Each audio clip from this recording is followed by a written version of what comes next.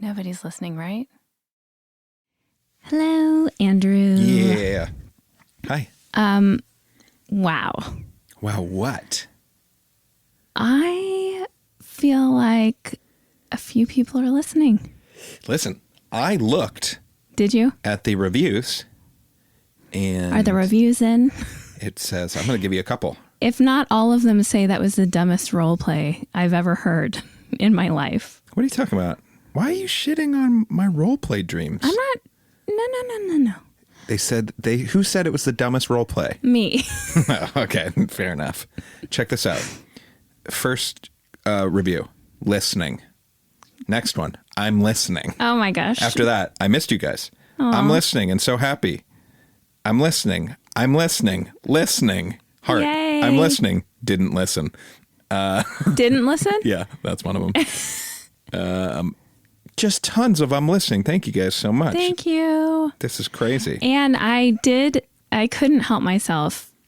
I was looking because I was like, when we started podcasting, we started when in an era where there was maybe, there had to have been under 1,000 podcasts. Like the iTunes top list was a top 10 or 20. I don't remember. I don't recall. Now I'm like, how many podcasts exist? Hundreds of thousands, probably. If not millions, maybe. Literally.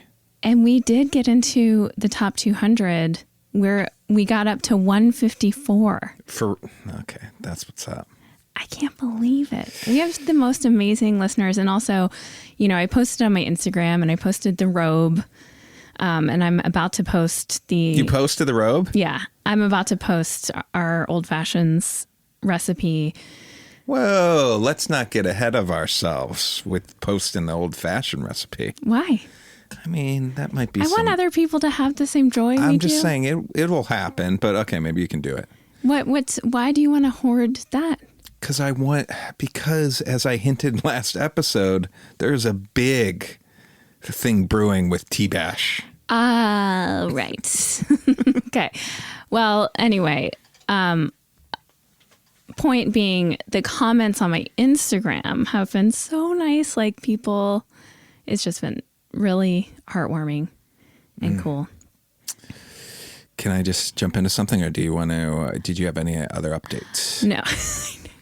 I do have an update. Please. I mean, if people are listening to this, then they figured it out. So congratulations, because we had been posting on all of our feeds, and now this is solely on the Nobody's Listening Right feed, which the artist formerly known as Totally Married. So gotcha. You should put maybe like a little quick thing on the other feeds, a final post. Maybe it's like a couple minute piece of audio we put up that's like, hey, we're not here anymore. That's very smart. Hey, that's what I do. Okay. So I have a question for you. We have quite a few things to discuss. Okay. Can I start, please? Yes. Target or Walmart? Just curious. Target. Clearly, right? Yes. Without a doubt. Yes. How dare you? Walmart, I'm kind of like, you're kind of a piece of shit. But let me put a big caveat on that. When I was a little kid, at the dawn of Walmart, we would stop at Walmart on the way to our piece of shit, I'm saying in quotes, farmhouse that we would go to on the weekends. Mm-hmm. So I do have some nostalgia for Walmart, but I haven't been in a Walmart for years. Yeah. Until maybe 2 or 3 weeks ago. Oh. When I went with our daughter after we went snowboarding. And it did bring back some nostalgia feelings also because we had just gone snowboarding and the employees couldn't have been nicer to us in the store. And you probably looked like you fit right in with your sunburn, kind of, we're talking about like Lake of the Ozarks vibe. Yeah. I looked like I fit in. Yeah. Anyways, I just want to say that it was a positive Walmart experience to set the stage for this story. Oh, boy. This Walmart also is like a brand new Walmart in like a brand new shopping center. There's like a Ross Dress for Less, whatever. And this is like an hour outside of LA, right? An hour outside of LA. And like before you start climbing up going into the mountains, right? So after you're done with the mountains, it's like the first thing that you would see is like this brand new shopping area, right? There, whatever fast foods there, whatever. You get the idea. Nice.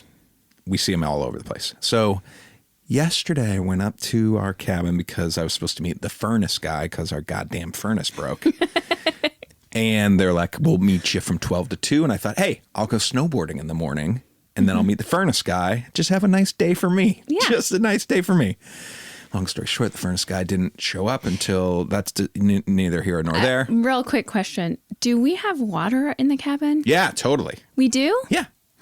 Really? Yeah. That's great. And actually, I am getting ahead of myself. Can I tell you about snowboarding? Real quick recap. Wait, I have a few more questions about our cabin. Yeah. And okay. So the water's running. Totally.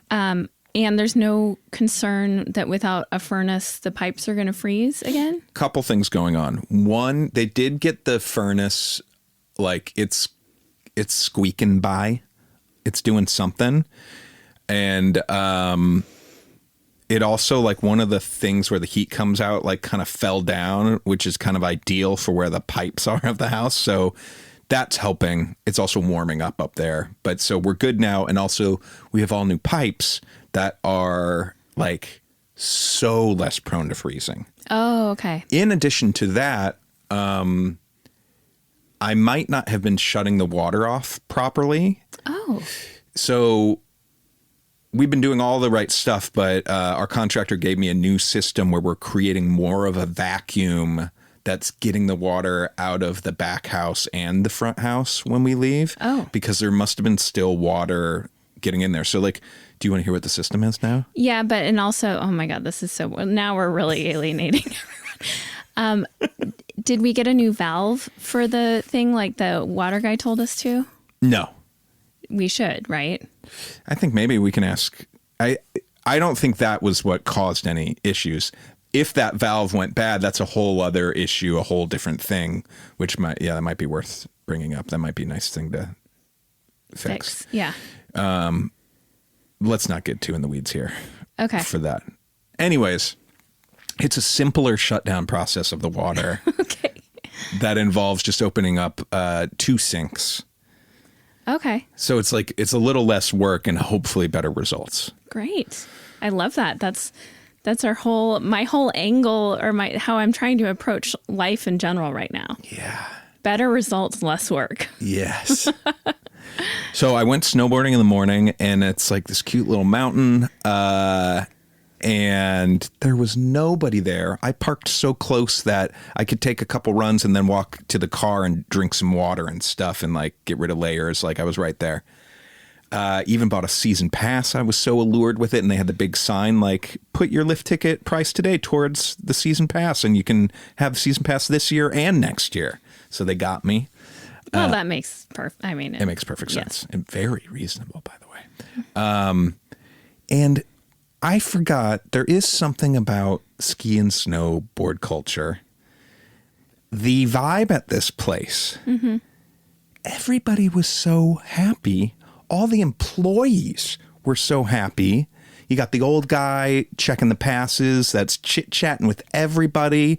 The lift operators, there was one at the top of the mountain that I swear to God, every time when I got to the top was dancing. And I'm like, how are you dancing all day long?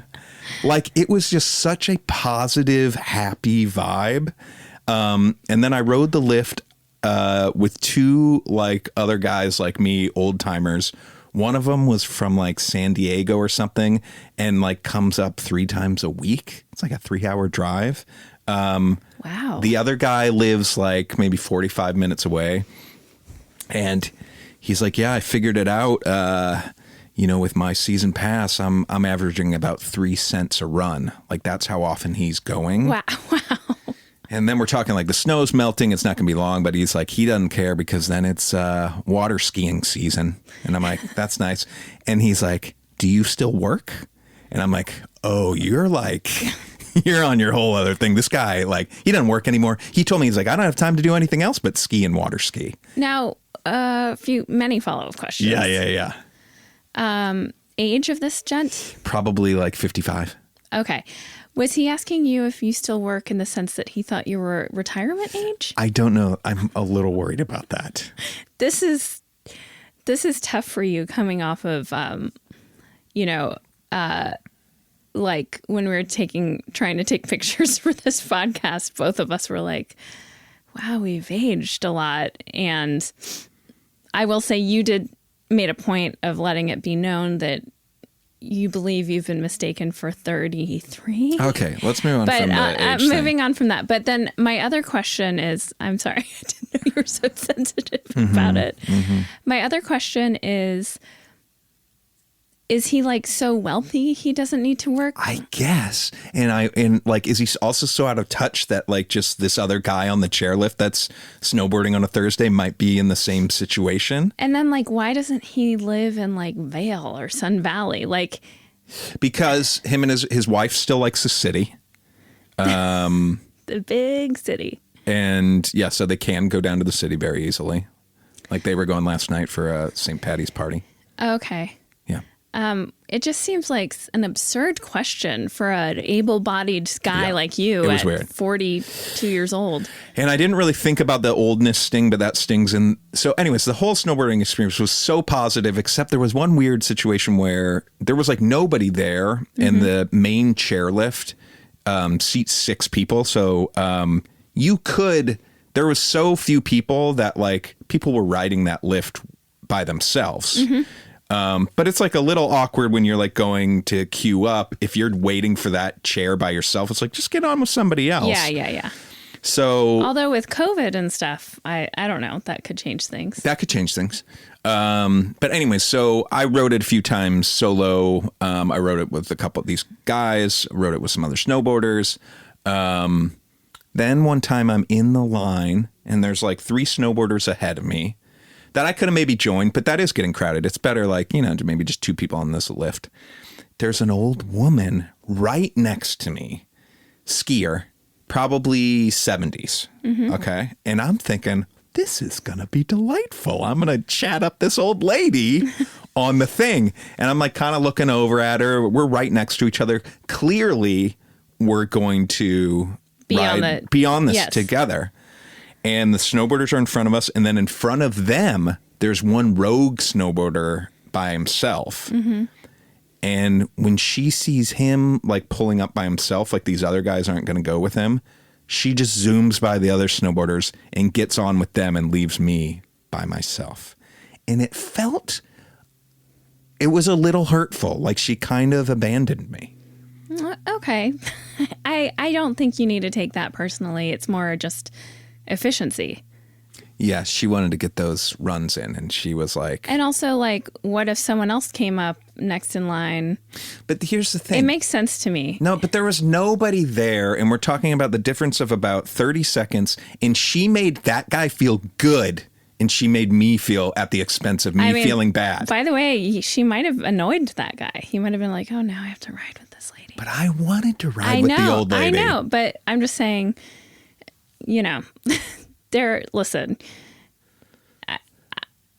I don't think she was, I think she was just trying to be efficient and saw an opportunity to. She's a go-getter. She's a go-getter. Okay, enough skiing. But it was so much fun that I even heard Stairway to Heaven was playing one time, which I thought was hilarious.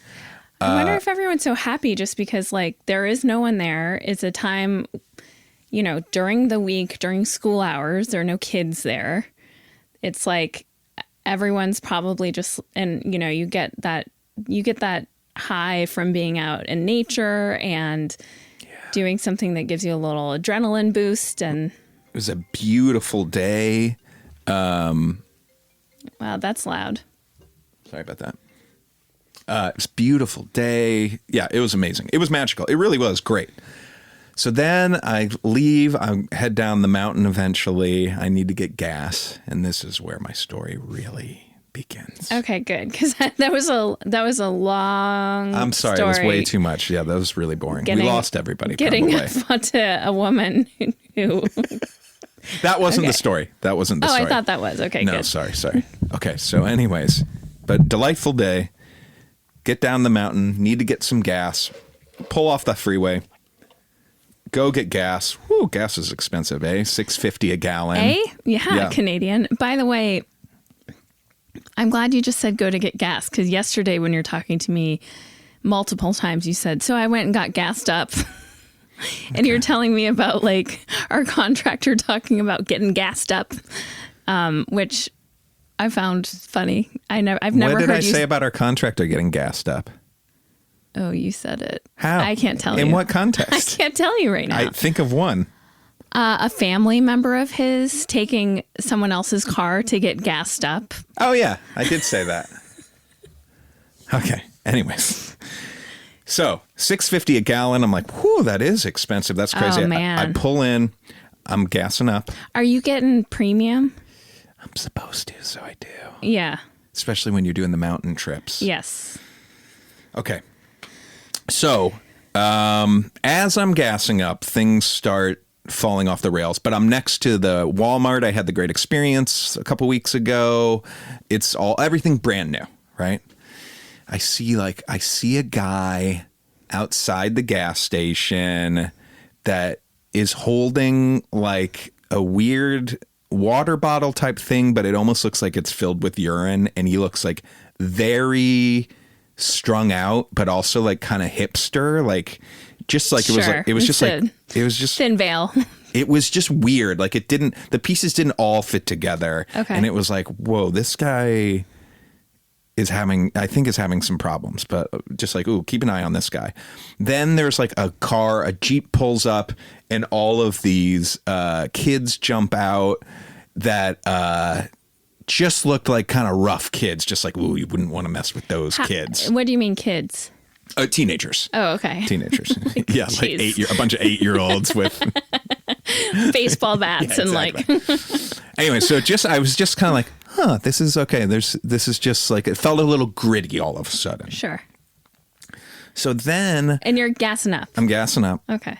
Go in, I get some Flamin' Hot Doritos, which I'd never had, and some Hostess donuts. Jesus. Just like living my best life. Okay. Don't need any drinks because I got like a blue Gatorade already at the mountain. Oh, Jesus Christ, Andy.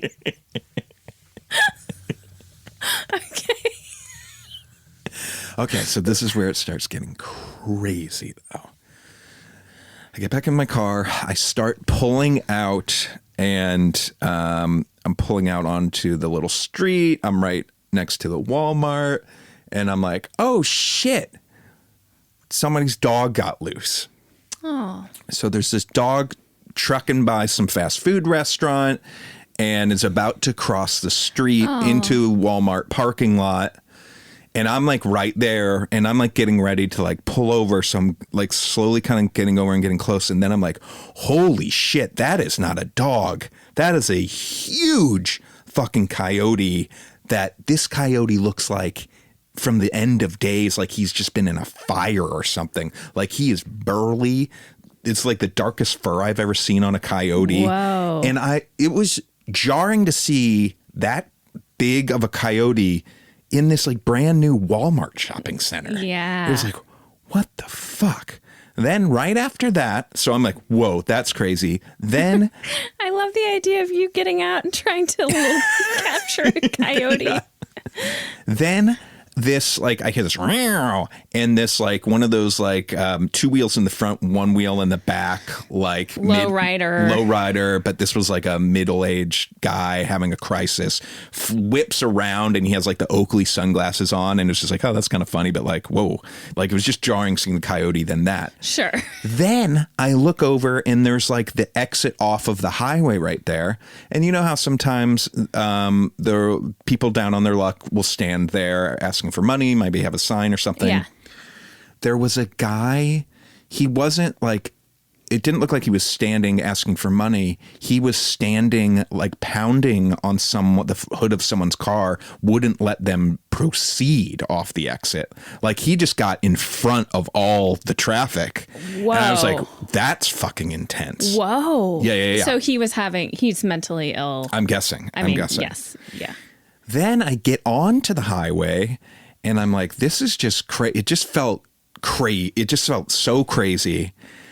Then I look to my left. Okay. And there's like multiple freeways coming together. Mm-hmm.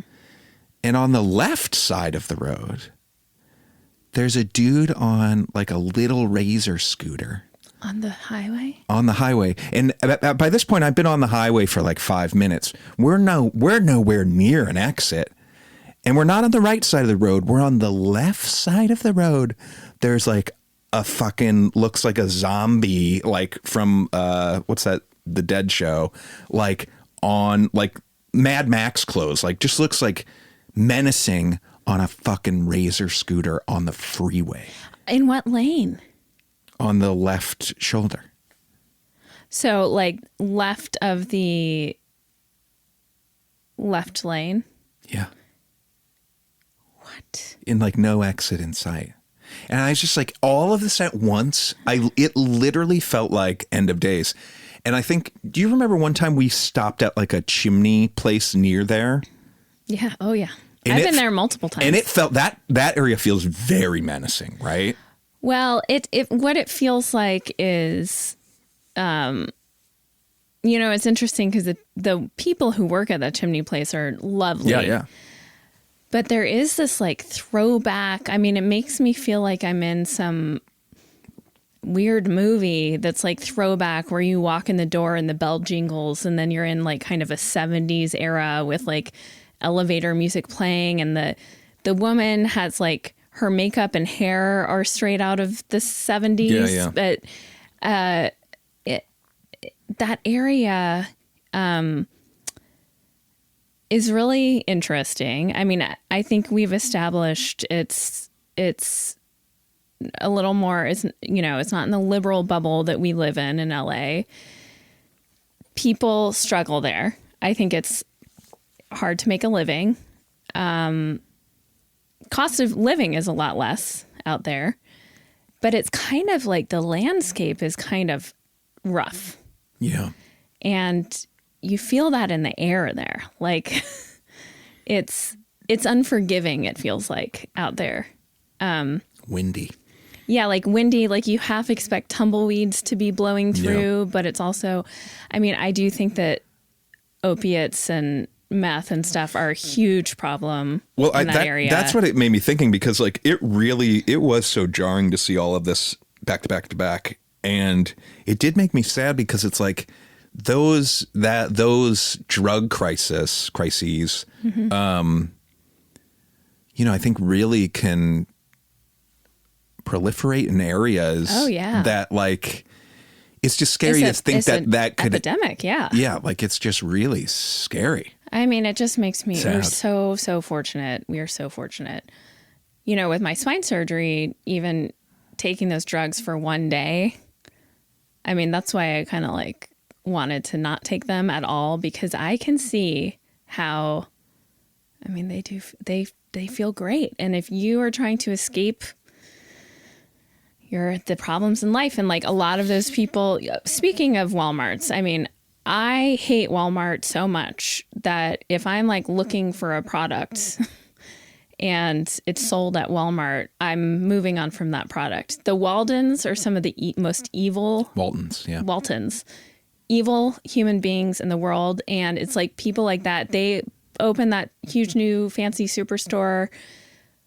The employees who are from that community, they can't pay them like minimum wage. They can't give them benefits. And yet those motherfuckers are making like insane amounts of money every second. Like, how much fucking money do you need? It makes my blood boil. And the communities, I mean, Walmart exploits communities like that because that's where they pop up, is like hard hit communities that need to be able to buy things cheap. And oh God, it truly makes my blood boil when I think about them. I hate Walmart. Yeah.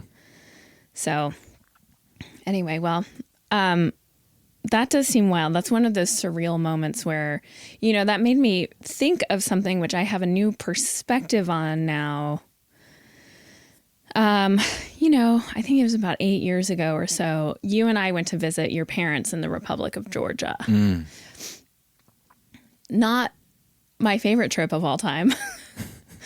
And it was interesting. You know, I've traveled a fair bit in different countries and things like that. But that was the first time I think I went to a country where it uses a completely different alphabet from like the ability to communicate or understand things or even like get my bearings of where we were on maps and things like that. I just felt like completely helpless.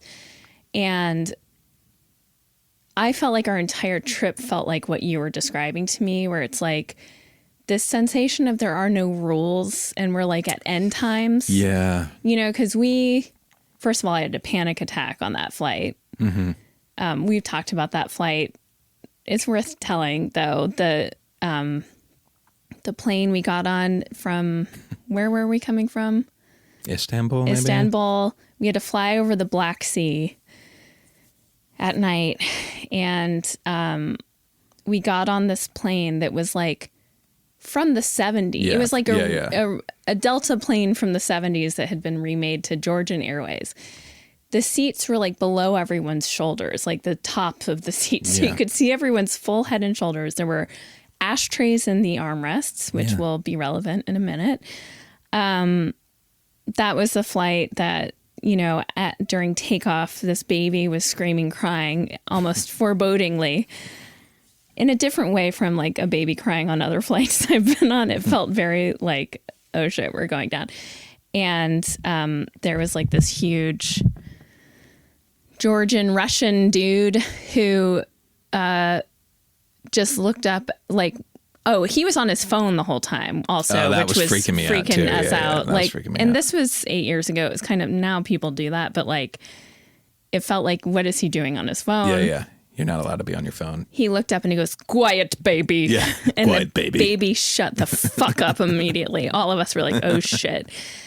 Then the turbulence hit and this plane felt unlike our safe planes that we are very fortunate to travel in. It felt like the turbulence was affecting one side of the plane differently from the other. Like the plane felt like it was coming apart. Yeah. And then the newspaper, like the Georgian Airways newsletter that's the in-flight magazine. In-flight magazine, the front fucking cover is an article about a plane crash.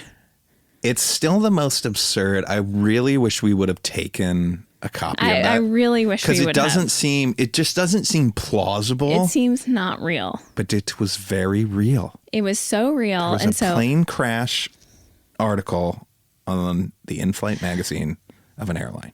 And the front cover of it was a picture of a crashed plane and an article with it, which I think that, okay, so the new perspective I have that I'll get to in a second.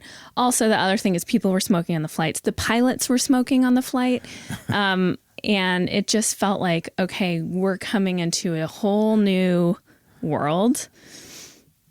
We land in Georgia. Go get set up at your parents' place. We're crossing the first street, going out to get a bite.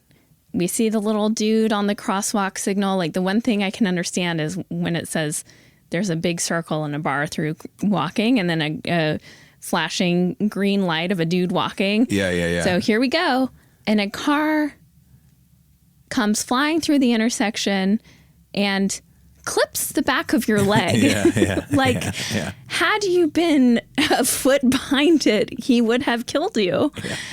And I was like, this place has no rules. Yeah. Remember, then we got into a huge fight because I was like, I need your parents' address or something. Or like, you were trying to act like everything's cool and everything's going to be fine. And I was like, we're in a country where I don't know where we are. I have no information. Right. Anyway, it was, but what I've realized now, seeing the war in Ukraine, Georgia was in that situation just 2 years before we got there. Yeah, in a similar. Russia was waging war on the Republic of Georgia, trying to overtake it. And I think they were in a similar conflict of as Ukraine has been in the last 8 years.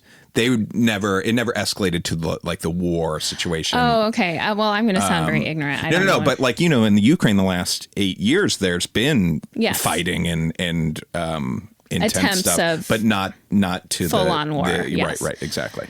But Georgia felt post-war to me, like, and I think that the sense of having no rules, that there's an airplane crash on the front cover of something, makes more sense to me now. Like looking at Ukraine and being like, how the people are going to have to come back from this, and also like the existential feeling. And I mean, not to connect it to this place in California, but like when you are collectively part of a community that's been so hard hit by something, and all of the safety you once felt is gone, I feel like the rules don't apply anymore. Yeah, that's interesting. And this place in California, I feel like once was probably a thriving, safe, family-friendly kind of place that people were, setting up their lives. I think a lot of immigrants moved there to be like, here we go, this is our new life. And then I think it's a place that's been really hard hit by drugs, disinformation. They're not able to make a living wage because assholes like the Waltons are not paying people enough. And then also, sadly, in many cases, they're voting against themselves and have leaders who claim to want to do right by them, but really are in the pockets of like big oil or whatever it is, And I think they're plagued by gun violence. It's like, it's tough. Yeah. Anyway, but so, okay. I wanted to talk to you. Did you cover everything? Because you had. Yeah, I did for sure. That's all. And hopefully it wasn't too rambly. It just was. I can't tell you how weird of an experience it felt. That's what we're here to do. Coyote, Jesus Christ. Can I tell you about my tap class? Oh, yeah. Okay. So I feel like I recently was really excited to get back into tap, something I did as a kid and really loved, and actually, not to toot my own horn, was incredibly good at. I would say, of all my dancing growing up, which I did like ballet, point, tap, jazz, you name it. Tap was the one I was most naturally inclined to, even though I think like I enjoyed hip hop a little bit more maybe. But after spine surgery, I've been like, I want to make my body physical. I've been walking a lot and I love that. And I hope to have walking be part of my life for the rest of my life. Me too. I don't just mean like being able to walk. I mean like taking long walks. Good for you. I love, especially in the morning, I think it's a great start to the day. I love being out in nature. What's so funny? I don't know. I'm loving this. And also, do you know there's like this whole thing about being able to sleep? Like your sleep routine is directly tied to getting kind of a dose of natural light at the same time in the morning. What do you mean? Like sunshine. Yeah. Sunshine in the morning affects your ability to go to sleep at night. As in you needing to be outside to get it, or just, or the windows, curtains open? What do you mean? I think curtains open is better than nothing, but like getting outside in the morning and getting natural sunshine.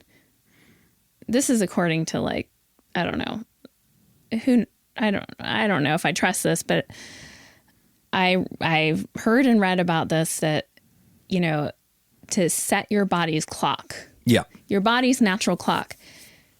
Even more important than, let's say, every night you're like, okay, at 10 o'clock, I am getting into bed. I'm turning off my screens, whatever. That's very important. People don't think about, well, when did you wake up and when did you get sunshine? So to me, that's nice to get in the morning. I like to get a little sunshine. And then also, You know, it makes me feel, even though it's just walking, like after my spine stuff, I've realized like that's not nothing. Hey, and you know what? There's so many studies on walking that just if you just walk every day, that is so helpful. You don't have to fucking be crossfitting and all that Right. bullshit. There's many studies that are just like, just walk. And that's actually, there are a handful of ways that I know if I engage in them, it's very creatively stimulating for me. And it's where I think about what I'm writing, or I think about like coming up with this podcast and the other one, whatever, is going on long walks, listening to music and kind of zoning out. I think about all of that stuff. Like, or if I'm stuck on an idea or whatever, if I go for a long walk, often by the time I come back, I'll have figured it out. Mm-hmm. Also, a bath is another place I do a lot of that. And then lastly, on long drives. So I love walking, but I wanted to find different ways to strengthen and move my body that are just for pleasure. I truly think that like exercising for exercise sake, in terms of like doing HIIT workouts or going to the gym or whatever, are not in my future. Okay. Because I think it's just not the type of thing my back can handle. Okay. But I was like, oh, tap should be fine. You're like upright, you're moving your feet. And so I bought tap shoes.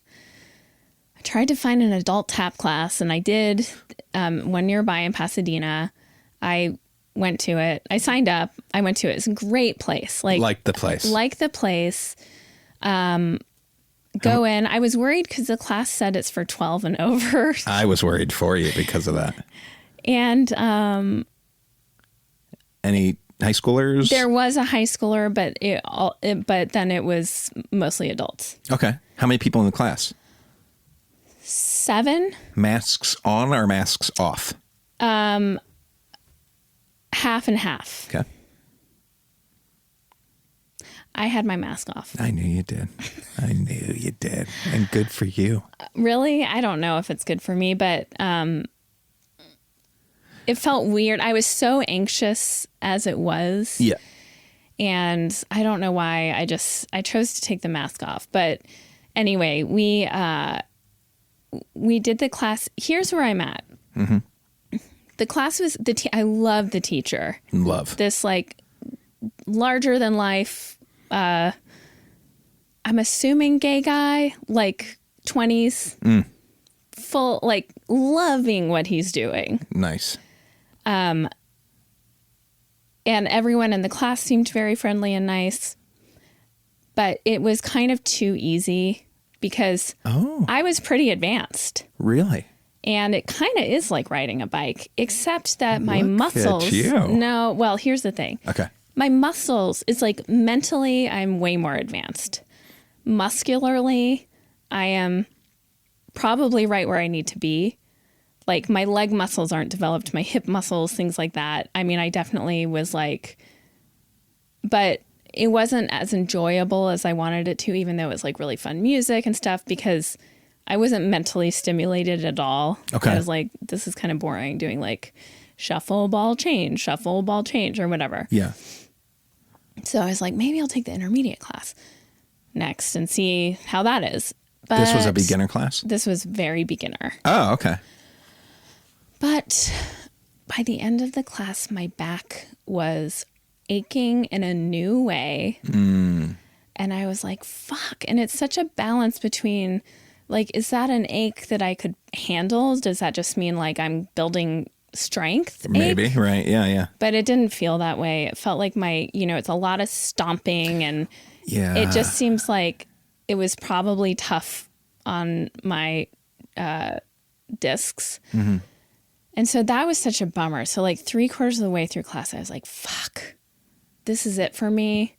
I'm not ready for this, but also like, I think I'm pretty much as healed as I'm going to be. It might get slightly better. Mm-hmm. And so it made me realize, like, is all dance off the table for me? Well, you came in looking very defeated when you got home. Yeah. And I hadn't really thought of, obviously your back was on my mind, but I hadn't really like pictured you dancing and what that could do to someone's back. And then take it to the next step, tap dancing. But when you're like, my back, I don't know if I could tap dance. I just had this image of you tapping, and I was like, oh yeah, stomping around's probably not the best type of dance to be doing. But like, I can't do other types of dance where you're like bending and I don't know. Or can you? Is the stomping of it all? Well, it was just a bummer. And then this other thing happened in class. Okay, two things happened in class. One is my ego took a bit of a hit because I was like, okay, when we're walking around doing like toe, heel. And I'm like, you know. Yeah, you got this. I can show you guys something. But were there some people that were having a hard time getting it? Yeah, there were definitely like beginner. It was kind of. Were there any beginners that were so beginner they didn't have their shoes yet? No. Okay. But the teacher kind of was like, hey, don't be so bouncy or something like that. You? Yeah, which felt really offensive because I was like, you don't know. I can bounce if I want. You want me to not bounce? Fine. I'm not going to bounce. But like, I kind of got like, I was like happy to be there. And then that comment came and then I was like, go fuck everyone. You know, yeah. I got really in my head about it. And then, which he didn't mean anything. The teacher just, I actually don't know why he said that, but, I think you were bouncing too much. But like, who the fuck cares if I'm bouncing when we're doing like flaps around the room? Well, these are beginners. He's trying to get some good habits for moving forward. Yeah, that's true. And I kind of come from old school tap. Yeah, you're old school. You know, whatever. So he's new school. So then I kind of alienated myself, although I did feel like there was one person on my side. But he was like, okay, guys, like he was playing really fun music. And he was like, how about for our routine, like, how about some Michael Jackson? And everyone's like, yeah. And I was like, oh, I cannot do that. Like, and it makes me so mad that we're still, I mean, everyone has different feelings about this and people still watch Woody Allen movies, even though he married his daughter and, you know, whatever. But I don't know what I'm saying. But I was like... Well, I think you're saying that, well, listen, there's a lot of people that don't think Michael Jackson did anything wrong. And then there's a lot of people that think he clearly did really bad things. What I'm going to say, though, is I don't know how you can say that Michael Jackson didn't do anything wrong when...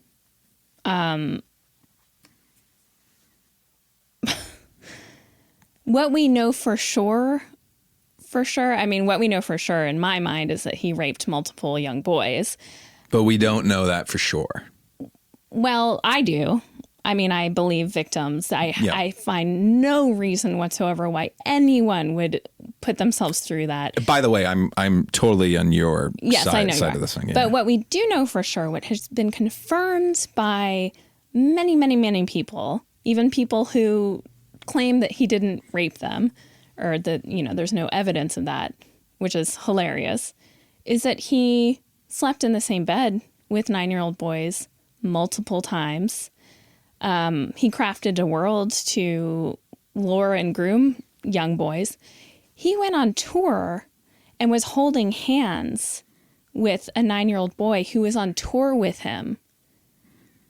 Out in public all the time, holding hands. A grown man is holding hands with a 9-year-old boy out in public and then sleeping with that boy in his bed privately at night. Go fuck yourself if you think he wasn't raping those boys. And if you think he did nothing wrong, like, check yourself into a mental institution, honestly.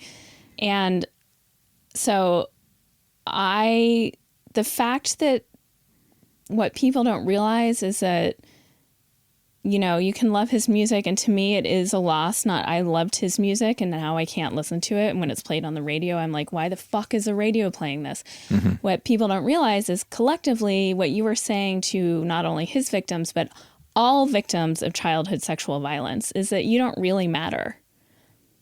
Like, it's triggering for victims of child sexual violence and or it's a message that, no one really cares. Or believes you. Or believes you. Exactly. What song do they play? I don't even know. I don't remember what song he started to play, but I said, hey, I should have said it earlier, but everyone seemed super excited. Yeah. And then I said, hey, is there an alt to Michael Jackson? And he got it instantly, was like, of course. And played Prince, which I was thrilled about. But I think I kind of alienated myself in that moment. Although I do think there was one person who was like secretly like, I'm glad that. Yeah, good for you. Can Wow. we all just not do that? Listen, I'm with you. I think it's the problem is, let's solely use Michael Jackson as the example right now. Mm-hmm. I think there's so many people that know nothing of the controversy, like seriously. Yeah. So there's that. Then there's the people that staunchly don't believe it. Yeah. Then there's the big people like us that are like, no, this was not good. Like there's lots of evidence out there that he was very inappropriate. It's also, I think it's also incredibly layered because he is an icon. He's one of the very few icons in like one of the early massive pop successes for Black men, and I think it's such a huge, devastating loss to have that, person who paved the way have been a monster behind closed doors. Yeah. And also, I don't doubt that the same thing happened to him. Like, he was a child thrust into an adult's world. I mean, it's very common, I think, for that to be the case, but it doesn't have to be the case. Like, I'm not justifying what he did, but I'm just saying, I do believe he himself was a victim. But anyway, I do think what's so funny. It's so funny that I did not think we would be talking about Michael Jackson. And I'm very proud of you for saying something, but also, it's all, I don't know. It's kind of, the image of you saying something is like, I don't know. I'm proud of you. Well, I have two things to say about this. One is I'm really inspired by these micro moments. I mean, it would have been very easy not to say anything, but I do think that teacher will probably think twice about playing Michael Jackson, and maybe that will reverberate. I don't know.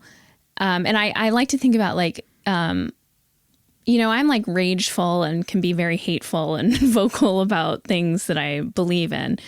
But, Kristen Bell, American Treasure, I remember hearing her on like an early Armchair Expert podcast saying to Dax about her whole MO in life is kind of to, I'm going to butcher this, but the idea was like, how can I make things better for people and not focusing less on like the negative stuff, which would mean, yeah, okay.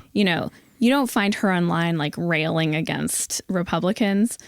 You find her standing up for the things that are good. Mm-hmm. Whereas you find me railing against people and standing up for what's good. But I think in this case, the philosophy of like, I don't like this music being played because it does so much harm for people that maybe people aren't aware of. Yeah. Is a little way I can do a little bit of my part to try to that's her whole thing, like putting good out into the world. Yeah. How can I put more good out into the world? And the other thing is I'm really inspired by my boss, DJ Nash, who is the creator of A Million Little Things. We've told a lot of stories about characters who are trans or non-binary. Not a lot, but I think we've told important stories. And DJ, I think as do we all, like it's something on his mind and it affects his life too. And he went to a Broadway show and as they do, it shows like, ladies and gentlemen, blah, blah, blah, blah, blah. And he went up afterwards. He's like, hey, instead of ladies and gentlemen, can you just say, like, welcome fans of blah, blah, blah, or welcome people or whatever. And the person was like, yes, wow. And so for that Broadway show's run, hopefully that will stick. And those little things giving, that's a little tiny thing that you probably wouldn't think about that really helps. Now, I filled out so many little forms since then, like camp forms and whatever, where the options are like gender, male or female. And do I take the time every time to write to the person and be like, can there also be, like, is gender important, or can there be male, female, other? Right. You know, can we make little progress that way? Like, I'm horrified that driver's licenses is still connected to the binary, even in California, I believe. Hopefully that's changed.